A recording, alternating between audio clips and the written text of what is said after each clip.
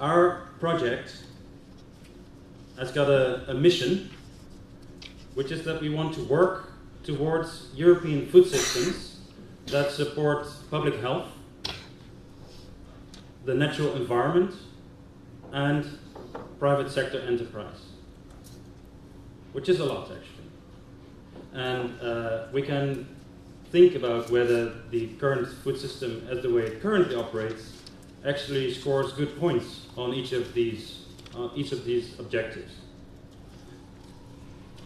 And that actually is an empirical question, a measurement question, that we think we can address by delivering this high quality research on metrics, models, and foresight that supports then a change. We want to inform the European community on changing the food system towards that vision. And that change, as researchers, we have to be moderate on what we can do. But I think our main mission is to provide evidence on where policy strategies and innovation strategies can be shifted, can be tilted towards that greater societal goal. And we address these questions particularly with respect to metrics, measurement, modeling, and foresight. And we think that these three are a necessary package and an informative package to help you thinking on where we are today and where we might move in the future and what your role could be in that move. So our perspective on sustainable food and nutrition security in Europe is one that looks at the different dimensions of sustainability, the people, the planet, and profit dimension, where we see that there are both goods and bads at play, and public goods and bads are at play. In terms of public health, a lot of focus in the project is on thinking about the nutritional quality of the diet, the adequacy of the diet, in relation to some of the outcomes of these with respect to health and with respect to lifelong achievements. And we know that there are problems there, right? With respect to non-communicable diseases, but also with respect to the more traditional food security perspectives on malnutrition, undernourishment, is also within the European Union among particular target groups, especially in the non-member states, in the new member states, Eastern European states, still an issue. So we cannot claim that European food security is a no-brainer or is something that doesn't worry us. In fact, it should. But with a new perspective that doesn't only look at accessibility or availability of calories for consumption, but that takes a much broader perspective on nutrition, and that also integrates the other dimensions of sustainability. Think about the impact of the European diet on climate change, on the greenhouse gas balance, on how that interlinks with the bioeconomy, and then we see that there's a strong interlinkage of that. Whether that's if that's a good or a bad is basically something we need to assess. And on the economic dimension, we do see that in the member states of the European Union, agriculture and the food clusters have a varying economic relevance.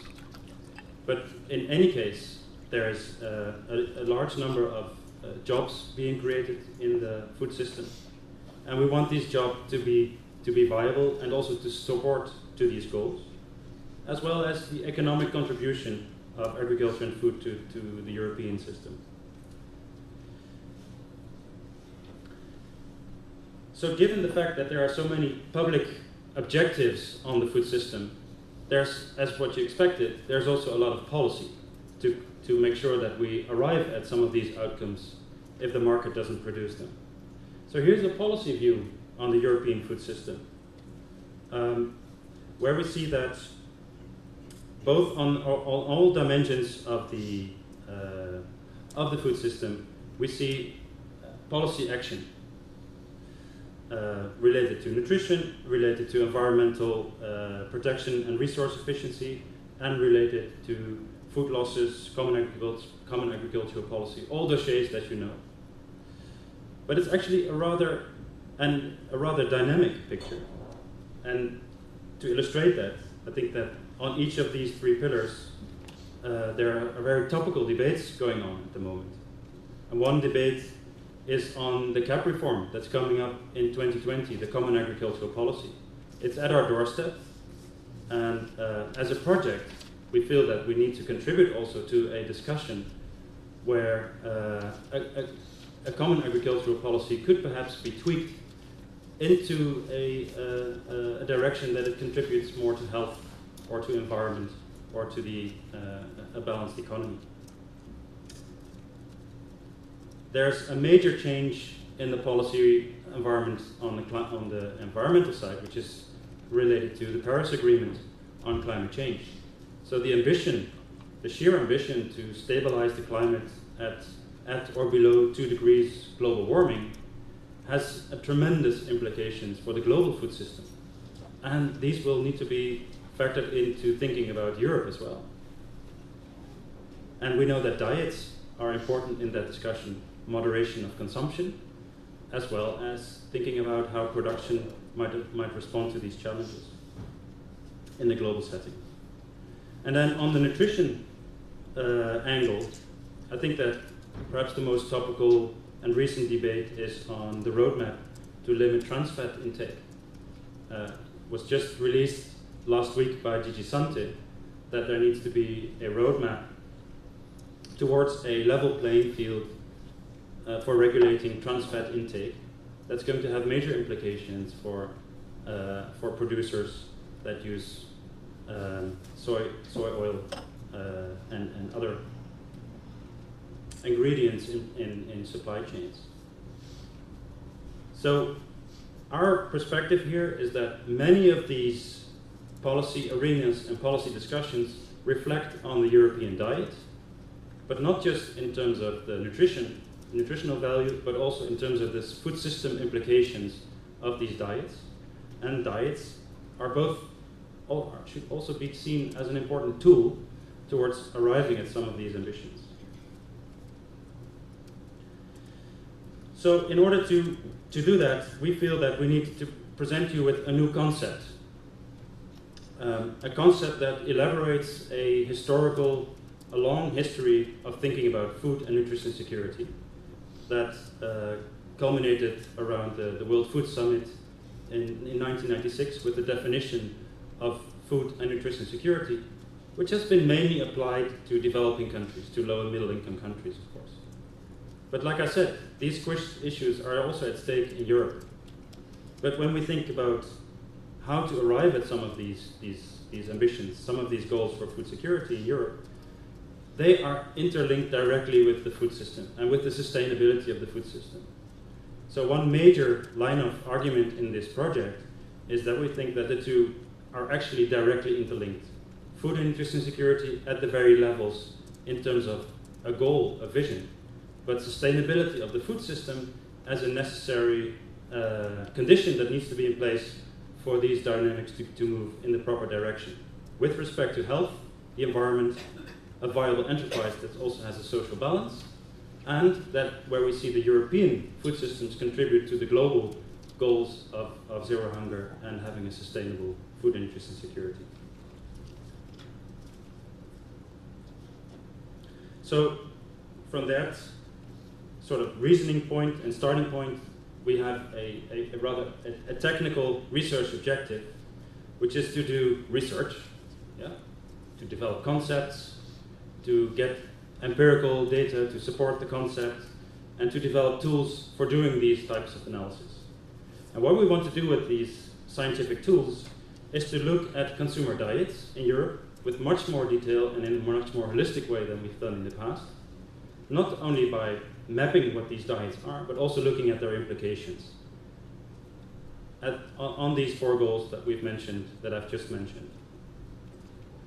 And then we want to make sure that that is the evidence base that's going to support change to underpin food policies at the public sector, but also very much in the private sector. Food policy making is not something that's only in the realm of public policy makers, right? Companies, producer organizations, consumer groups also make food policies. Mayors make policies. At different levels in the food system, we see people making decisions on that affect actually the outcomes of the diet and the implications of the diet. Our research strategy around that research objective is threefold.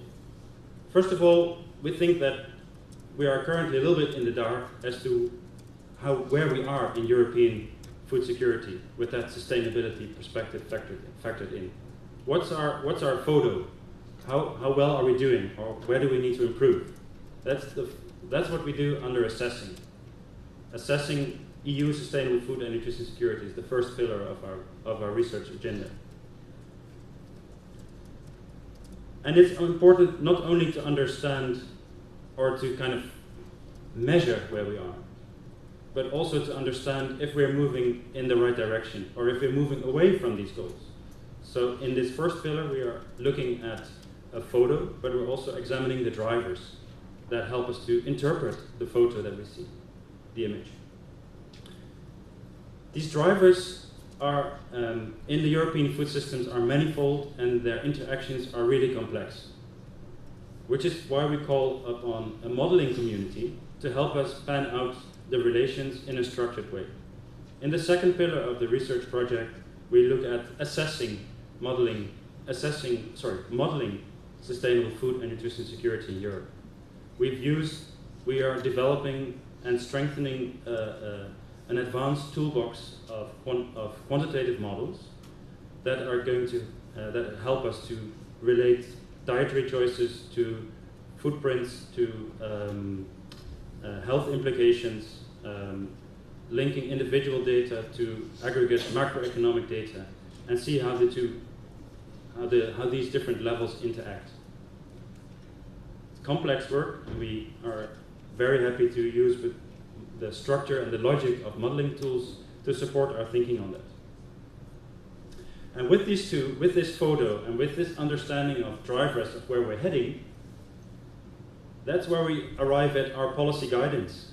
So we use foresight instruments and scenario tools and counterfactual thinking to see what might be a vision for the European diet or a vision for the European food system and how we can move towards it. And based on that, we think that we are in a place as researchers, in a humble place perhaps, to provide some recommendations and some insight for and policy guidance. And that's our third leg in the project. And then, of course, what we hope to have is this impact where this becomes kind of a policy cycle where we would repeat the project perhaps, or this assessment, we would repeat it in 5 or 10 years' time and would actually see some improvements. And we're going to show you today how we would like to measure that, what's our yardstick, and where we think we can create evidence and bring information to the table for such a policy cycle.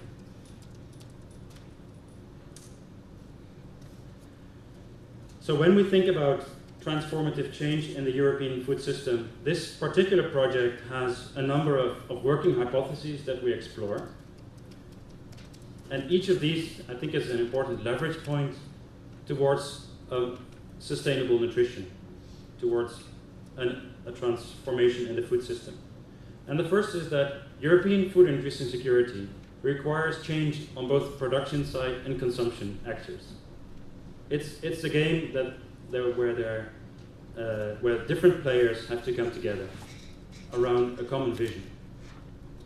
The second is that if that's the case, a lot of this discussion could be focused on the diet, because the diet is a very powerful tool for improving the outcomes of the food system, and it connects the consumer directly to the producers and the processors and all the people in the food system, all the actors, I should say. So it does mean that the impact of these of consumer choice and diets on society, well, we see some problems there, right? We see. I did a test at World Food Day in Rotterdam, where I live. The core focus of Food Day in Netherlands was in my hometown, and I did a test that was developed by the Dutch Fooding Center, the Nutrition Center. Okay, so it's the center that's responsible for consumer communication around healthy nutrition and sound diets. And I did a test in a supermarket where I had to shop for my regular diet, and they quantified the footprint for me. So at the cash desk, I was charged with a footprint, not with a price. And I was overshooting. You can look at me. Yeah? I'm a modest consumer. No, I eat a lot, I burn a lot, but I'm still a modest consumer. So I go slow on the meat. I don't have too many dairy moments in my meal. I eat a lot of vegetables. I try to get my children to eat as much. It's difficult. So I think I have a reasonable diet. And then I overshoot by, if all consumers in the planet would eat my diet, we would need, I think, a diet and a quarter, a globe and a quarter. Yeah. So it was stunning that even with this moderation, I'm overshooting. Now, is that my responsibility? I think I'm taking my responsibility. So whose responsibility is it then? I think I can remove a little bit of meat from my diet, or I think I can perhaps go for a plant-based alternative. I could do that for some days. But apparently other actors need to move as well to improve the sustainability profile of the food in the shops, right? It's not just my game, it's our game. I think that the project in the end is trying to make that argument quite clearly. So when we think about moving towards improving my diet and my footprint at the cash desk, as well as my health benefits from my diet, we see two main levers, and one is innovation, and the other is policy reform. The two are not disconnected, the two are very much connected, but we explore the two levers separately in the project and then bring them together as we move towards integration and synthesis at the end. And this synthesis and this integration is actually our contribution to the debate. It's the analytical tools that are actually lacking at the moment to have a holistic and an integrated perspective on health, environment, global food security, and all these other dimensions. So that's our charge, I think. Who are we? We're a research consortium that has been established by a grant from the Horizon 20 program, the research program by the European Union. We're very grateful for that. And we are a group of different blood types. We are agricultural economists, we are environmental scientists, we are public health nutritionists in one consortium. And we just spent 1.5 days to agree on what metrics are in each of these. So we have to cross all these disciplinary boundaries, and I think well, you tell us if we're doing a good job there. There's also another interesting feature, is that we collaborate as a public research consortium with a public-private research consortium that's termed Sharp Basic. It's established in Wageningen under the Top Institute for Food and Nutrition. And this is a collaboration around a particular diet model that is sort of at basic level developed in Sharp Basic, and then further explored and populated with data in the SUSFANS project, in this public arena. And we are very happy to have the collaboration of a number of leading industry players in the Sharp Basic model, and thereby Qualitate Qua, also in SUSFANS. It's an important element of our impact strategy to work with these big players, because we want to be scientifically sound, but we also want to see that our results are being picked up and captured. And our strong conviction is that we have to do that in an open science environment, in around scientific debate and not to include our stakeholders at the very end, which is also why you are here. I hope, at least. It's the reason for us to invite you. So in terms of state of play, I'll be very brief. We've got, by and large, 3 project phases. And we interact with you through these types of meetings in each phase. We've had our first workshop in last year in Brussels